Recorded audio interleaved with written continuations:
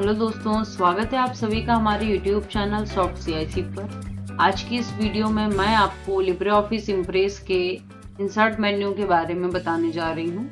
तो हम Libre office impress को ओपन कर लेते हैं। यहाँ पर आप देख सकते हो फिर से हमारे पास वो सेम कैटलॉग ओपन होगा। तो अब हम कोई एक दूसरी थीम ले लेते हैं जिसमें हम अपने काम को करेंगे। तो हमने एक नॉर्मल थीम ली हुई जिसमें आप देख सकते हो कुछ प्लांट्स डिटेल्स के बारे में दिया गया है।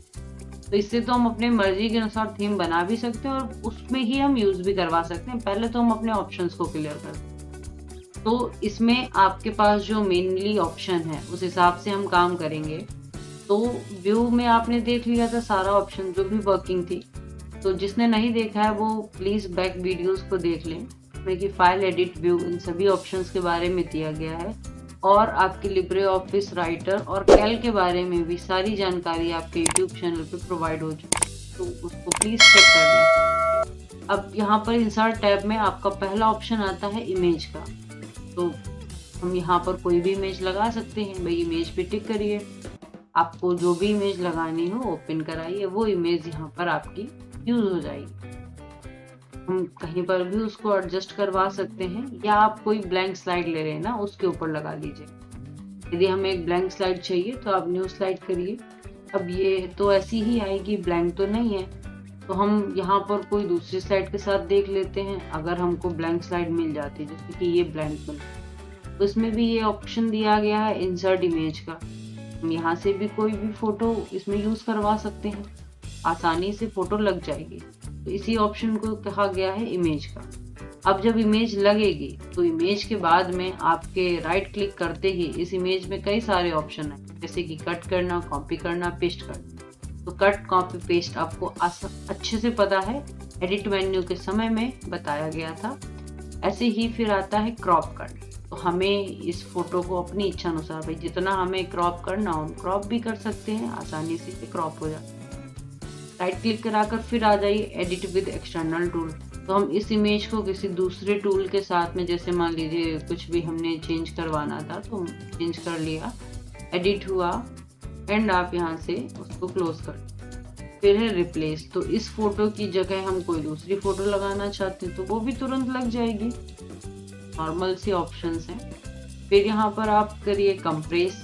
ये इमेज को ये कंप्रेस कर देगा। विथ हाइट आप अपने अकॉर्डिंग बाद में इसको मैनेज करवा सकते हो, हाइट क्या रखना है, ओके करिए तो वो इमेज कंप्रेस हो जाए। सेव, हम इस इमेज को फिर से किसी दूसरी जगह पर सेव भी करवा सकते हैं। देखिए PNG इमेज है, ऑटोमेटिकली फाइल का नेम वगैरह ले लेगा। फिर आप जहाँ चाहें वहां पर इस इमेज को सेव करवा सकते हो। यदि किसी और ने आपको प्रेजेंटेशन भेजा है, वो इमेजेस आपको अच्छी लग रही है, तो उस कंडीशन में उनको आप अलग से भी सेव करवा सकते हैं। नेक्स्ट ऑप्शन आता है ओरिजिनल साइज। इसका एक ओरिजिनल साइज क्या है, जो भी ओरिजिनल साइज है वो उस साइज के अकॉर्डिंग अपने आप ही चेंज हो गई हमारी इमेज। तो ये आप कर सकते हो।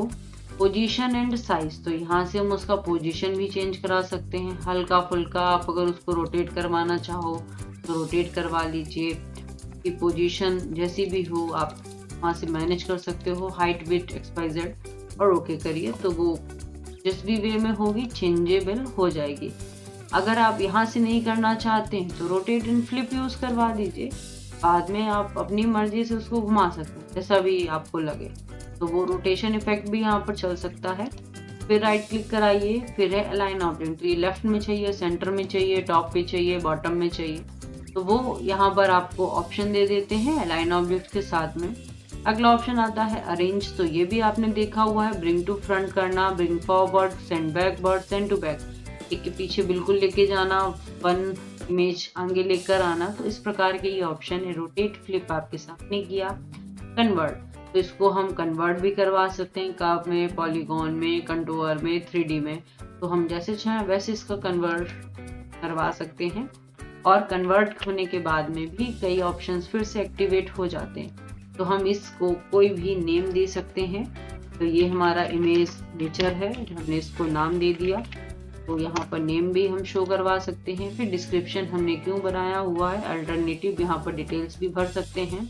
देन फिर आता है इसके ऊपर हमें यदि कोई एनिमेशन यूज कराना हो तो यहाँ पर हम कई प्रकार के एनिमेशन हैं तो उनको हम एनिमेशंस भी यूज करवा सकते हैं, लग जाएंगे, काम करता रहेगा। और देखिए जो हमने नाम दिया था ना, वो नाम यहाँ पर लगकर आ जाता है। और ऐसे ही है, आप इंटरेक्शन भी इसमें यूज करवा सकते हैं। इंटरेक्शन के लिए हमारे पास 1 से 2 ऐसे कुछ ऑप्शन होने चाहिए, और ये पहले आनी चाहिए, स्लाइड के बाद आनी चाहिए, क्या होना चाहिए उसके बारे में यहाँ पर जानकारी आपको दे रहा है।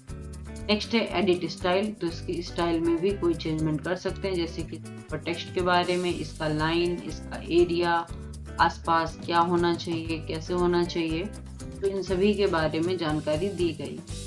इस प्रकार से मात्र एक इमेज ऑप्शन चलाने पर आपको इतने सारे राइट क्लिक करने पर ऑप्शंस देखने को मिलते हैं, जो पिछली भी कई बार आपको इमेज ऑप्शन के दौरान पे बताया गया है। नेक्स्ट ऑप्शन आ जाता है ऑडियो और वीडियो क्लिप। तो हम यहाँ से कोई भी ऑडियो वीडियो क्लिप भी ऐड करवा सकते हैं। तो the format of selected file is not supported, तो यहाँ पर तो फाइल सपोर्टेड नहीं कर रहा है। तो हम यहाँ से जो भी ऑडियो वीडियो क्लिप लगाएंगे तो एग्जैक्टली ठीक है जैसे कि फाइल सपोर्टिंग रखें, जो कि आपके उस पेज में पूरी तरीके से वर्किंग में आ पाए। तो अगर आपने ऐसे ऑडियो क्लिप लगाई तो ये फिर से मना कर रहा है। एक हम वीडियो क्लिप तो देख ही लिए लगाकर, एक ऑडियो क्लिप भी लगा लेते हैं।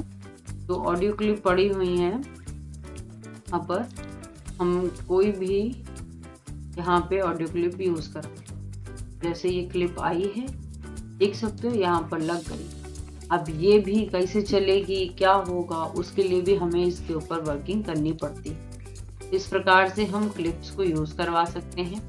नेक्स्ट ऑप्शन आ जाता है चार्ट का। तो चार्ट बनाएंगे। अब चार्ट के साथ भी आपको पता है यहाँ पर तो सिर्फ चार्ट आएगा, पर राइट क्लिक कराएंगे तब जो हमारी डाटा टेबल आएगी, इसमें हम सब चेंजमेंट करेंगे, ठीक है।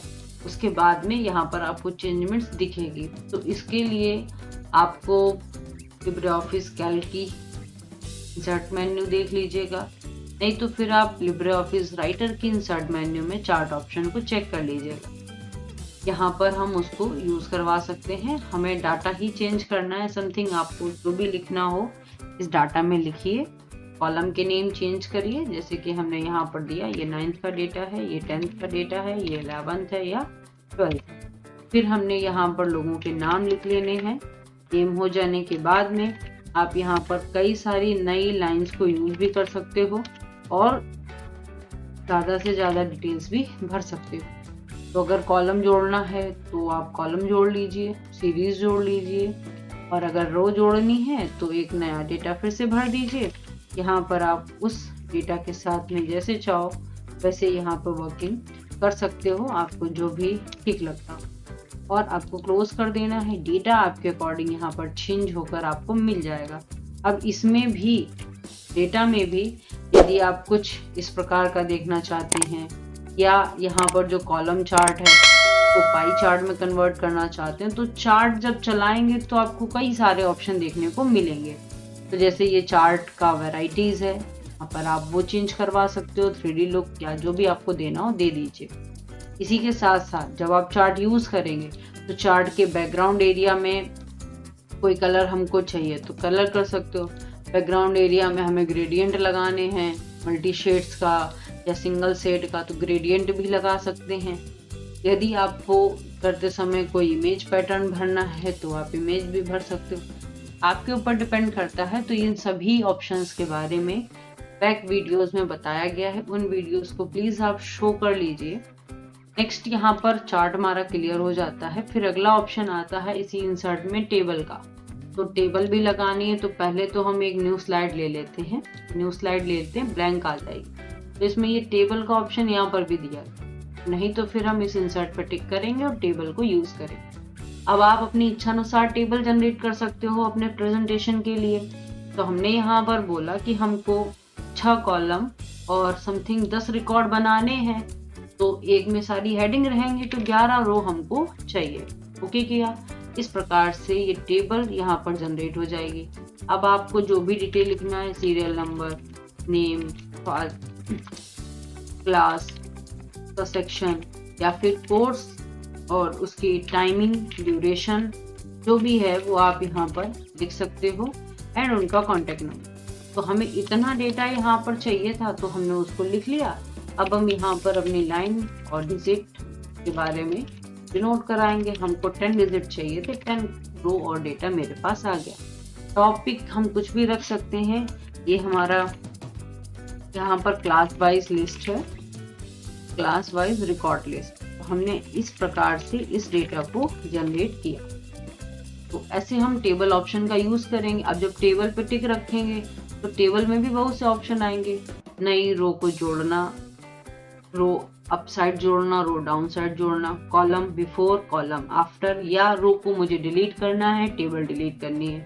फिर ये जो भी मेरे पास डेटा है उस डेटा के अंदर हमें ग्रेडियंट फिलिंग करनी है। देखिए भर गया। अगर आपको ग्रेडियंट नहीं मात्र कलर फिलिंग करनी थी बहुत नॉर्मल में, हमको ऐसा कुछ रेनबो टाइप भरना है तो वो भी भर जाएगा। हम मतलब कुछ भी भर सकते हैं। यहाँ पर ऐसे कई सारे ऑप्शन आपके पास में मौजूद हैं। तो अगर आप पैटर्न भरना चाहो तो पैटर्न भर जाएगा। पैटर्न में भी कौन कौन से हैं तो काफी वेरिएंट यहाँ पर दिए गए हैं। तो आप अपनी टेबल के साथ में अच्छी प्रकार से यहाँ पर काम भी कर सकते हैं। नेक्स्ट ऑप्शन आ जाता है फिर आपका मीडिया का। तो मीडिया के द्वारा हम यहाँ पर गैलरी, फोटो एल्बम इत्यादि चीजों को लगा सकते हैं। तो फिर से हम एक न्यू स्लाइड ही ले लेंगे क्योंकि हमें काम कई बार करना है तो नई स्लाइड का होना जरूरी है, नहीं तो फिर उसी में एक ही साथ में सब नहीं कर सकते। अभी हम मीडिया पे क्लिक करेंगे। मीडिया में गैलरी, तो गैलरी तो आपने ऑलरेडी यहाँ से यूज की हुई है। हमारे पास कई सारे ऑप्शन हैं। हमें इससे जो भी चाहिए वो हमने ऐसे खींच कर लेके आएंगे, वो लग जाएगा। तो उसी प्रकार से अभी हम इस गैलरी को बंद करते हैं और इस गैलरी से काम करते हैं। तो मीडिया पे आए, गैलरी पे टिक किया, फिर से वही ऑप्शन आ गया। तो आपको यहाँ से जो भी चाहिए हो उसको आप यूज में ला सकते हैं। तो हमने जो भी लेना था वो हमने ले लिया। अगर डायग्राम चाहिए हो या कुछ भी तो ये आपका आ गया, इसको गैलरी कहते हैं। फिर इसी में अगला ऑप्शन आता है फोटो एल्बम। तो फोटो एल्बम की मदद से आप एक ही बार में बहुत सारी इमेजेस को अलग अलग स्लाइड पर ऑटोमेटिकली इंसर्ट करवा सकते हो, जो कि अपने आप सेट यहाँ पर हो जाएंगे। तो हमने ऐड पर टिक किया। अब हमें जो भी फोटोज मेरे पास हैं, जैसे मेरे पास में नेचर इमेज करके फोटोज यहाँ पर पड़ी हुई हैं, तो हमने उन्हीं फोटोज पर टिक किया और हमने सारी फोटोज को सिलेक्ट कर लिया। ओनली इमेजेस ओपन कराया तो ये देखिए सबका नाम सहित यहाँ पर फोटो आ गई। अब आपको कुछ नहीं करना है, बस यहाँ पर इंसर्ट स्लाइड पर टिक कर देना और सभी स्लाइडें ऑटोमेटिकली ये देखिए आपके इंसर्ट हो गई। सबका साइज भी सेट हो गया अपने आप, आपको कुछ नहीं करना पड़ा ना। और यही अगर अभी हम आपसे कहते ये जो ब्लैंक स्लाइड है यहाँ आपको फोटो लगानी है, एक साथ सारी लगा देनी है, हमने सब पे क्या कंट्रोल के साथ शिफ्ट के साथ जैसे भी टिक करें, फिलहाल सिलेक्ट हमारे पास एक ही फोटो हो रही है। तो यदि हमें ऐसी सब फोटो लगानी होती तो हमें कई बार काम करना पड़ता। तो फोटो एल्बम एक ही बार में उन सभी फोटोज को आसानी से अटैच करवा देता है। तो ये काम रहता है आपके फोटो एल्बम का। अगला ऑप्शन इसी मीडिया में है स्कैनिंग। तो यदि कोई प्रिंटर सोर्स में लगा हुआ है डेटा तो वो स्कैन हो जाएगा। एनिमेटेड इमेजेस, तो हम यहाँ से कोई भी एनिमेटेड इमेज को भी यूज करा सकते हैं। हाल फिलहाल मेरे सिस्टम में भी एनिमेटेड इमेज नहीं है, तो हम जब प्रेजेंटेशन की डिटेल्स को दे रहे होंगे इस पे बनाकर, तब आपको एनिमेटेड इमेज की डिटेल मिल जाएगी। नेक्स्ट ऑप्शन आ जाता है OLE ऑब्जेक्ट। ये ऑप्शन भी आपका क्लियर हुआ था एडिट मेन्यू के समय, जब यहाँ पर OLE ऑब्जेक्ट नाम का ऑप्शन आया था।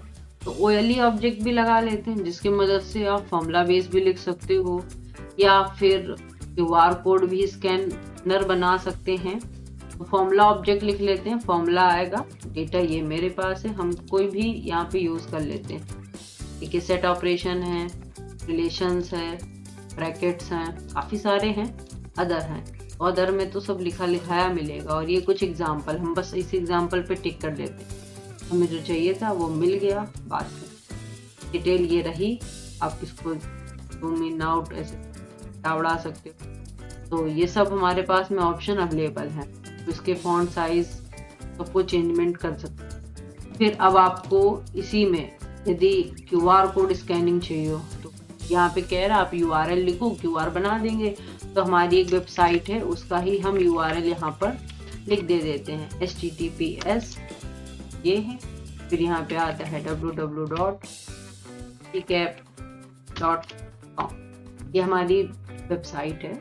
इस पे जाके आप लोग चेक कर सकते हो हमारी डिटेल्स के बारे में, वशीकैप फाउंडेशन के नाम से। तो अभी हमने लिख दिया और हमने इसका QR कोड जनरेट कर लिया। जब हम इसको अपने फोन की QR से स्कैन करेंगे तो तुरंत ही ये उसके बारे में डिटेल्स निकाल कर दे देगा।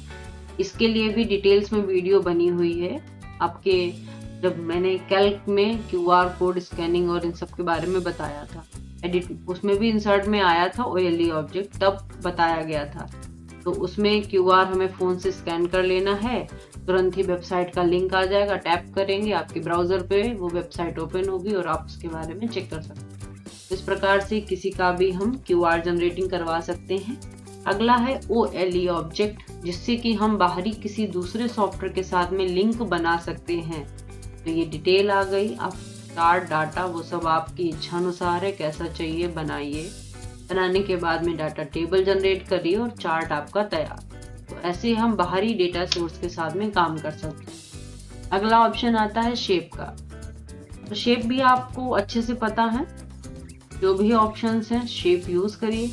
शेप में जो ये कुछ एक्स्ट्रा डॉटेड लाइन होती है तो वो आपकी शेप के साथ अलग प्रकार से काम करने का ऑप्शन देता है। तो शेप के साथ में कलरिंग, इमेजेस, काफी सारे ऑप्शन वर्क आपको यहाँ पर मिलेंगे, तो जिनको आप यूज कर सकते हैं। फिर स्नैप गाइड आ जाता है। तो स्नैप गाइड में आप उसकी पोजीशन को सेट करवा सकते हो, XYZ पे वर्टिकल्स में चाहिए या पॉइंट्स में चाहिए, ओके कराइए तो स्नैप ग्रिड करके ये ऑप्शन आपका यहाँ पर एक्टिव होता है। तो उसकी मदद से हम अपना काम यहाँ से कर सकते हैं। अगला ऑप्शन आ जाता है टेक्स्ट बॉक्स का। अब जैसा कि हमें पता है स्लाइड पर अगर हमें कुछ लिखना हो स्लाइड पर, तो देखिए यहाँ पर हम कितना भी कीबोर्ड चला लें पर कुछ नहीं लिखेगा, क्योंकि लिखने के लिए टाइटल, सब टाइटल या कोई फॉन्ट वर्क यहाँ पर यूज होना चाहिए और हमें यहाँ पे लिखना है। तो हम टेक्स्ट बॉक्स की मदद से कर्सर रखेंगे और इसके ऊपर जो भी हमें अपना लिखना हो उस डिटेल्स को हम यहाँ पर लिख सकते हैं। तो इस टाइप से इसको लिखा जा सकता है डिटेल्स के साथ में। अब यहाँ पर आपका इसी इंसर्ट में फिर टेक्स्ट बॉक्स आपने यूज कर लिया, अब फॉन्ट स्टाइल बदल सकते हो, कलर बदल सकते हो, तो सभी ऑप्शंस उसके लिए फिर एक्टिव हो जाते हैं। इसी इंसर्ट में नेक्स्ट आ जाता है आपका कमेंट का। तो कमेंट तो पहले ही देख चुके हैं, फिर भी चलिए अगर हमें कमेंट लगानी है इसके बारे में तो आप सिलेक्टेड रखिए और यहाँ पर कमेंट पे टिक करिए। उसके लिए कमेंट्स आप लिख सकते हैं, कोई भी कमेंट ऐसे ही छोड़ दीजिए खाली, फिर लिखिए, फिर से कमेंट लग जाए, फिर कमेंट, जितनी चाहे उतनी कमेंट्स आप यहाँ पर लगा सकते हैं। अगला आता है फॉन्ट वर्क का। तो वो भी ऑप्शन यूजफुल हो चुका है ऑलरेडी। तो यहाँ से हमें कुछ भी चाहिए हो आप बस टिक करिए, ओके करिए, स्टाइल आती है, फॉन्ट ऑन सब यहाँ पर चेंजेबल है।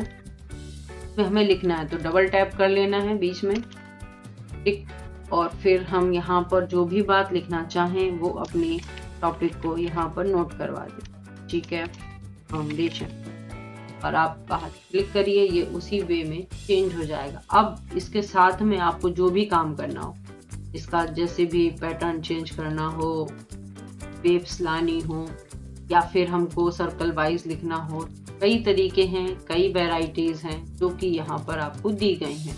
इनके बीच की स्पेसिंग को भी कम ज़्यादा कर सकते हैं, 3D में भी इसको हम चेंजेबल करवा सकते हैं, अलाइन लेफ्ट होना चाहिए, राइट होना चाहिए या सेंटर, तो हम वो सब चीज़ें यहाँ पर सेट कर सकते हैं।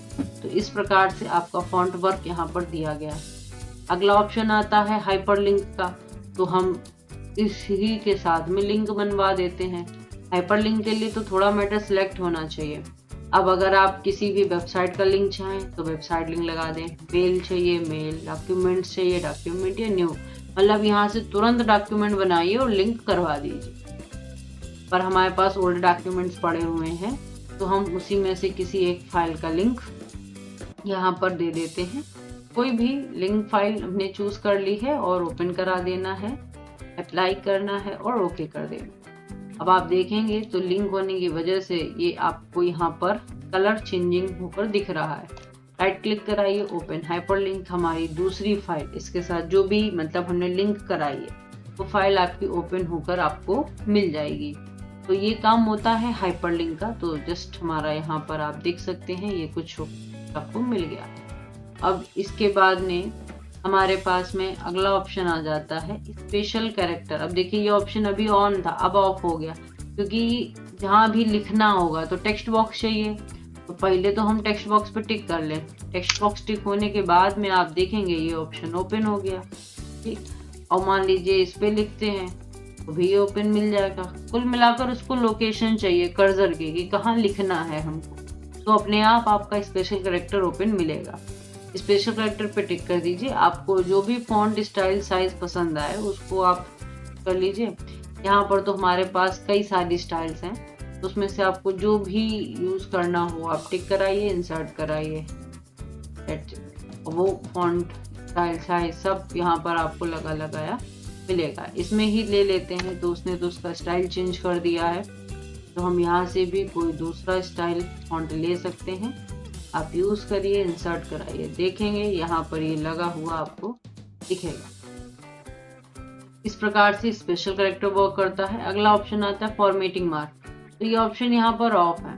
देखते हैं कर्सर के अंदर टिक करके फिर भी फॉर्मेटिंग मार्क ऑन हो गए हैं। मतलब कि अगर हम ज़्यादा लिखते हैं और मेरी स्पेलिंग आधी ऊपर आधी नीचे रह जाती है तो उस कंडीशन में इन मार्क का यूज होता है। हम इनके बीच में मार्क को यूज करवा सकते हैं, जो कि आप देख सकते हो किस प्रकार से यहाँ पर यूज है। आपने सोचा कि हम इसके बीच में मार्क को यूज करवाएंगे तो आप टिक करिए, इंसर्ट पे जाइए, फॉर्मेटिंग मार्क, और आपने यहाँ पर हाइफेनेशन मार्क इंसर्ट करा दिया। तो इस प्रकार का ये मार्क ऑटोमेटिकली इंसर्ट होता है, जो कि यहाँ पर आपको बताया गया है। स्लाइड नंबर है तो स्लाइड नंबर आप लगा सकते हो। हाँ नहीं, हम ऐसे डायरेक्ट लगा लेते हैं स्लाइड नंबर। तो यहाँ पर कौन सी स्लाइड है, 30 नंबर की स्लाइड एक्टिव है, तो आप देख सकते हैं 30 नंबर स्लाइड है।